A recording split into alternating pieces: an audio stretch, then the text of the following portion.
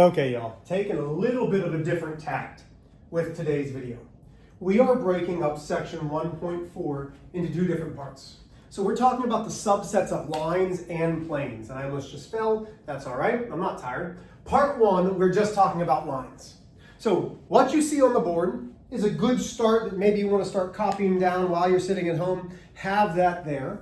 So the first thing that we're going to talk about is a half line, a subset. So go back to section 1.1 to say, Mr. H, what was the word subset? And what you'll see is a subset includes every element in one part, but maybe not in the other.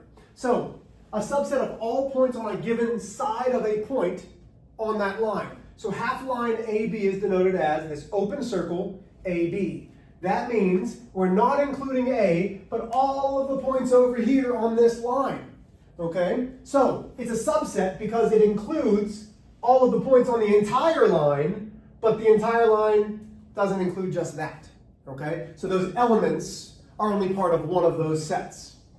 The line separation postulate, P1.4.1. Every point on a line, doesn't matter which point, D, A, B, C, it does not matter. Divide that line into three disjoint sets. The point itself and two half lines. So even though a line cannot be cut in half, because again, remember, it goes forever. There is no halfway point. We can make it so that it seems as if in our mind, we are able to see two halves to that line. Now that becomes very important when we get up here.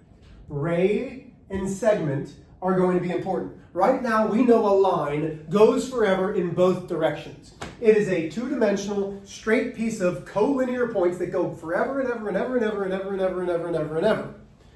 A ray is the union, go back to section 1.1, of the half line and its point of origin. So, forget about this side. Think about a sunshine. Okay, the sun has a starting point. It's the sun itself. The sun rays shoot down towards us. Same idea here. It starts at B and it goes forever in this direction, which means the origin point is point B. Notice how there's no open circle. Rays are defined as a portion of a line with the arrowhead going in the direction you want to talk about. So ray BC is talking about all of the points going this direction.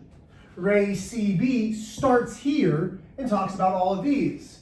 Those are not the same because, again, it doesn't stop at C. It keeps on going forever over here. This ray starts at C and goes this direction. It doesn't include these points, so it is important to make sure that you notate how you actually make the figures notate correctly in geometry. Rays stop at one point and continue forever and ever and ever in the opposite direction. Then we have a definition here that's called between. I could give you the definition that the book does, but I like to make it make sense to you. So this is best shown by an example.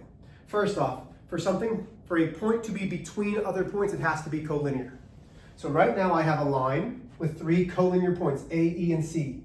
Q is not on that line. That means it is non-collinear. E is between A and C. It is on that line, but it is between those 2 points. Q, though it appears, if I drew lines up here, it's between A and C, but it's not in geometry because it is not collinear with those points. For something to be between, it needs to be collinear. Next, we're talking about the word segment. Again, we have lines, we have rays, we have segments. All three of those begin with a collection of points that continue forever.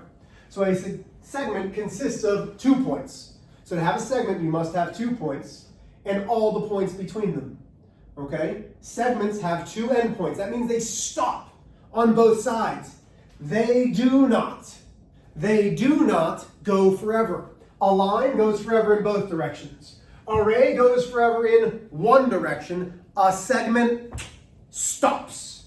So in this case, segment BC is just this portion. I could erase everything else. It's these 2 points and everything between them.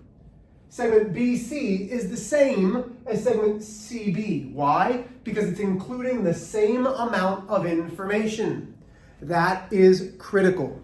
So what I want you to do is pause the video, copy this down so that we can start to really dissect it when we come into class, okay? You're gonna have two different parts to this, but I just wanted to break the notes up so it didn't seem overwhelming.